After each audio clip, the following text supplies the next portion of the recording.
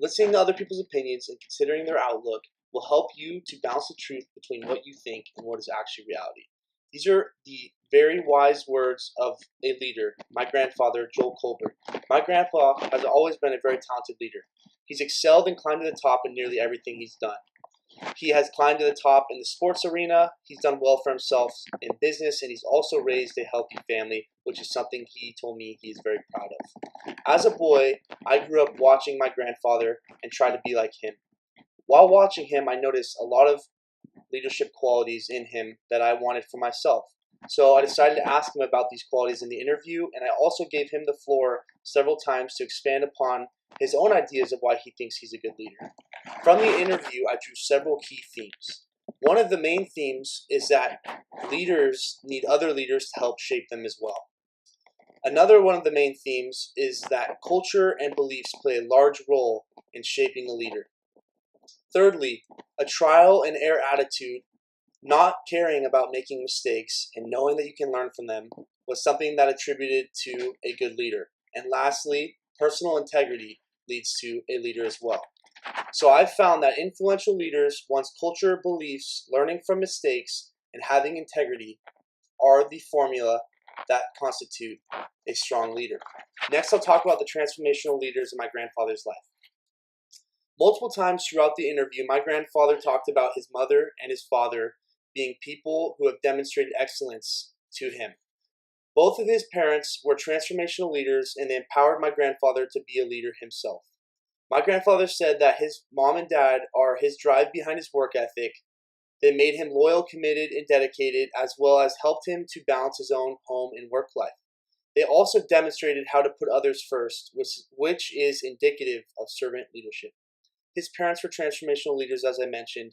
They empowered him to be a leader, and that's why my grandfather is a wonderful leader today, because of their example. Next, I'll talk about my grandfather's trial and error philosophy.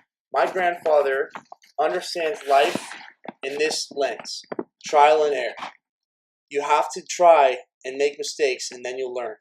This led to his confidence in himself and his own abilities. It also led him to being more sure of himself and his abilities. My grandfather adopted what is called a problem-finding orientation. This means that he tolerates failure because it makes him a better leader. Then, because he's a better leader and he understands that failure is a part of the learning process, he can identify future problems and deal with them accordingly when they come up. Next, I'll talk about my grandfather's culture and his beliefs. My grandfather has a strong faith. He was raised in the 40s and 50s where Christian Protestantism was highly popular. And my grandfather claims that his faith was his biggest motivator. It taught him to never quit. It taught him to put others first, which is indicative of servant leadership, as I mentioned. And it also prepared him to be a leader. My grandfather and his faith-based worldview and his culture set the way for him and paved his path to becoming a leader. It also instilled the assumptions of the world into him, and it also instilled values into his life, like servant leadership. Next, I'll talk about my grandfather's personal integrity. Integrity makes my grandfather a good leader. His moral uprightness makes him a good leader. It prepared him to lead, and it also made him a more adaptive leader. Because of his honesty and strong moral principles, he's been able to deal with multiple situations and a lot of different people. His passion and integrity has influenced his employees greatly and has made them want to work for him and continue having a relationship with him even long after he's retired.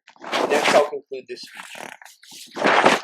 My grandfather is a very strong leader because of the leadership examples that were set before him, because of his positive attitude towards making mistakes, as well as the culture and the faith he was raised in, and his integrity.